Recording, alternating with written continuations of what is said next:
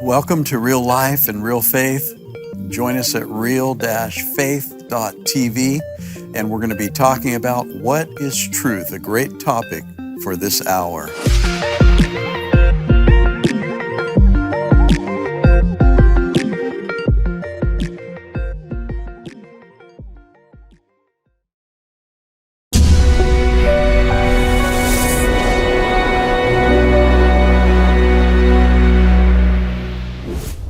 Guess where we are? I promised you we'd come to you from Israel.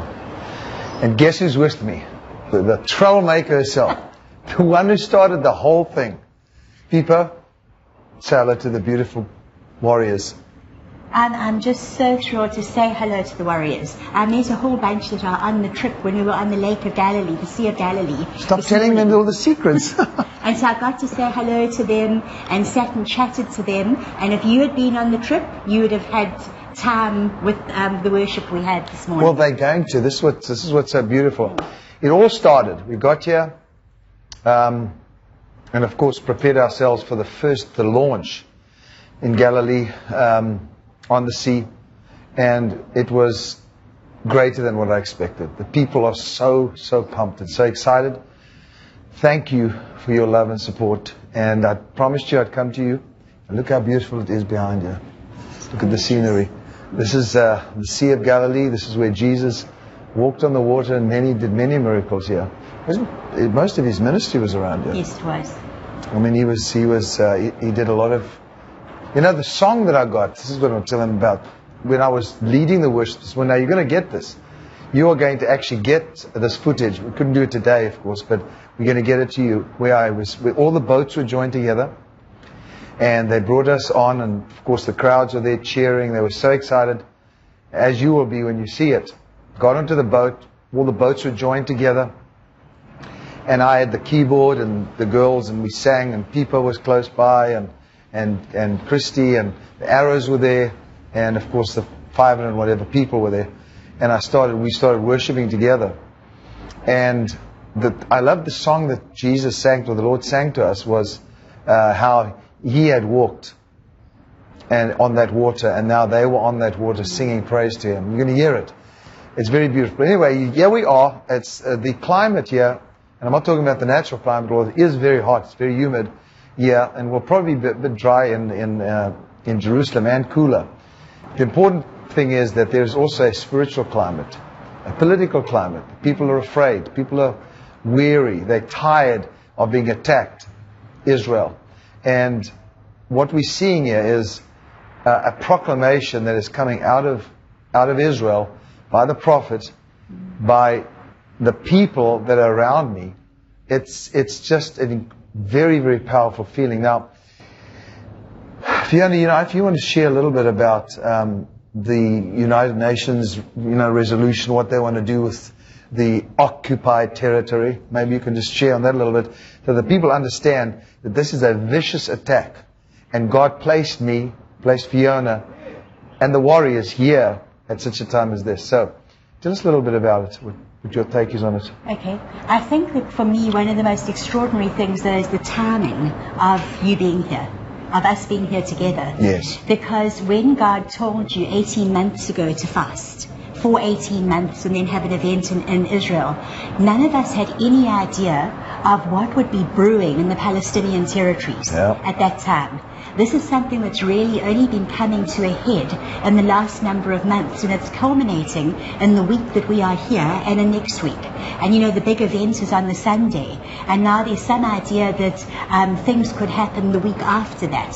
So we're trusting God that something incredible is going to happen in the week that we're here with Kim as the prophet of God, called to prophesy to Israel, to make these proclamations and declarations.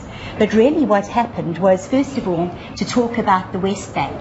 I just get totally incensed when it's called the occupied West Bank, because that is land given by God to Israel, and it's actually Judea and Samaria. And that was the land that Jesus himself came from the land of Judea. And he ministered in Judea and in Samaria. So it is Israeli territory. But there is this great push to have a Palestinian state. Now, at the moment, Israel has already given back some of the Gaza Strip. It's given back the Golan Heights, things that were taken in the 1967 war, and yet they have really tried to make peace and to keep peace with their Palestinian neighbors. And if you will have listened to the teachings that I did on Israel, you'll know that I've said that Israel is not expansionist. In other words, Israel is not trying to take over Arab or Palestinian territory, no matter what the media might tell you. Because all Israel wants is a homeland where the Jewish people can exist as a sovereign nation. That's right. And all of this, the uprising of the Palestinians demanding their own state, is an effort, because they have not been able to defeat Israel militarily. There's an effort now to land grab, to force them to give land for peace. And yet we know that even if they acceded to this and went back to the pre-1967 borders, not only would that make Israel as a nation indefensible, they would not stop there. They would then push to go back to the pre-1948 borders, because that is exactly the way it operates. And the whole thing is an effort to actually hold the world to blackmail, to go to the United Nations. And I really encourage you to watch the live event on Sunday evening, because I'm going to be preaching into this. But to really hold the world to ransom by causing the United Nations to try to force Israel to give back land, so that they're just a sliver of land left, at one point only 9 miles across, in which case it would be completely indefensible. And so the fact that we are here at this time, in this crucial week, which when Kim went on the fast 18 months ago, nobody had any idea, least of all him, that the significance of the time for us to be here. Well, you know, when I was praying just before I left, I went into my garden, which I've dedicated 18 months of my life to. And I was in the garden, and I got on my knees, and I felt this so sad, you know, because I've been doing this for so long, 18 months, morning and night, and this presence of God is so beautiful there. And I got on my knees and said, Lord, this is it. I said, this is it. This is my last day and my last morning. I leave today for Israel. And I didn't sense, you know, that He was present, even though I know He's present. He's omnipresent and everything. But there's a real special presence that comes when I would pray. And I heard His voice saying to me, your feet, your heart, your knees, your hands, your voice is already in Israel. And this is His last words. He said, now go. And something just, it was like came on me and over me. It was like He'd already placed me there. You know, the story about Ananias who was praying, and, you know, Saul was on the road and he was persecuting the Christians. And it's always been very tumultuous, because it's demonic. It's that, you know, the enemy knows the importance of Israel and the church of Jesus Christ, and how powerful it is on the earth. If he could get rid of them, what he could do. And Saul of Tarsus, of course, you know, the experience he had with Jesus.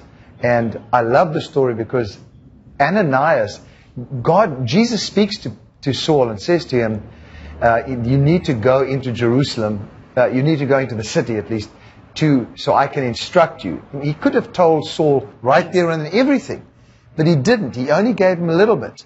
I'm Jesus whom you are persecuting.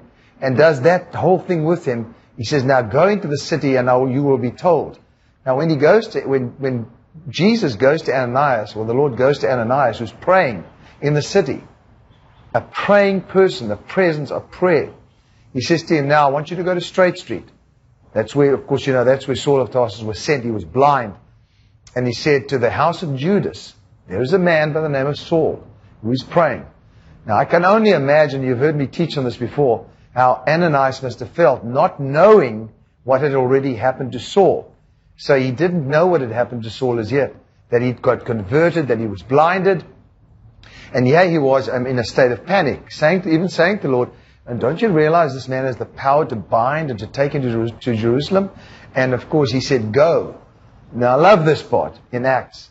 He says, go, for I have already shown him a man by the name of Ananias. In other words, you're already there.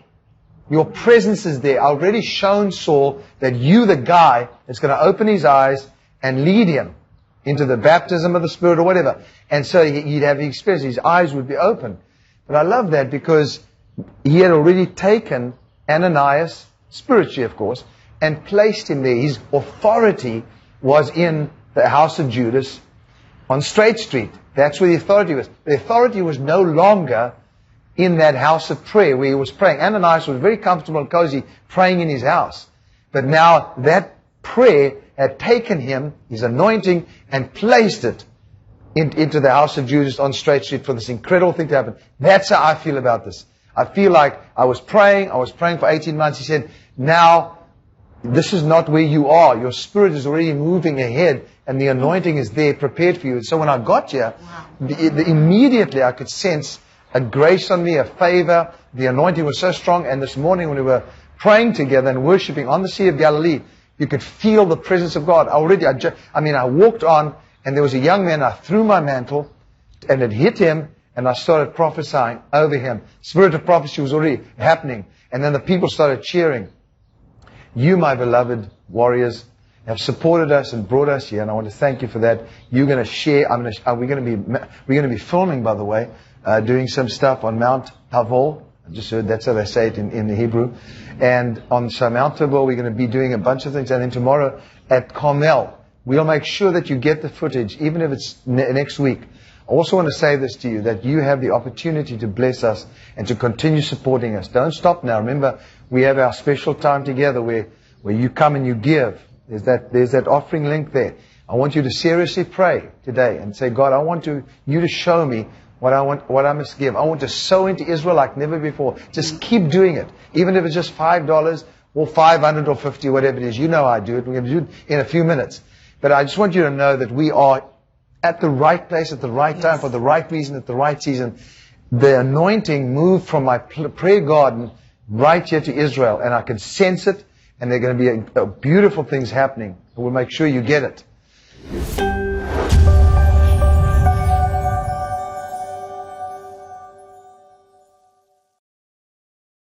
We have recently joined with you at My Pillow, and you guys are sponsoring us. We have our promo code Kim Clement, right? It's our 20-year anniversary, everybody. Back in the summer, in July of 2004, when I invented My Pillow. The My Pillow, the queen size. This is the patented fill, and this is the cotton cover we use on our sheets. So it's a very special, limited edition pillow. The queen size, normally $69, I believe $98, $19.98 with their promo code there. $19.98. The king size, I didn't plan this either. They just happened to be in my office. The king size is $29.98. You guys, these are, and they're normally $79.98. So you're getting the best price of any My Pillow in history. If you go to the website too, we still have some closeout slippers at $25 a pair. You'll never be $25. These slippers are closeout. I run into people all the time. Mike, I have all your products. No, you don't. Do you know about our dish towels that just came in? The best dish towels you'll ever use in history, ever. And when we reverse engineer a product, we go problem solution. I want dish towels that dry the things, not that feel, hard or whatever. I mean, it's disgusting. These actually work.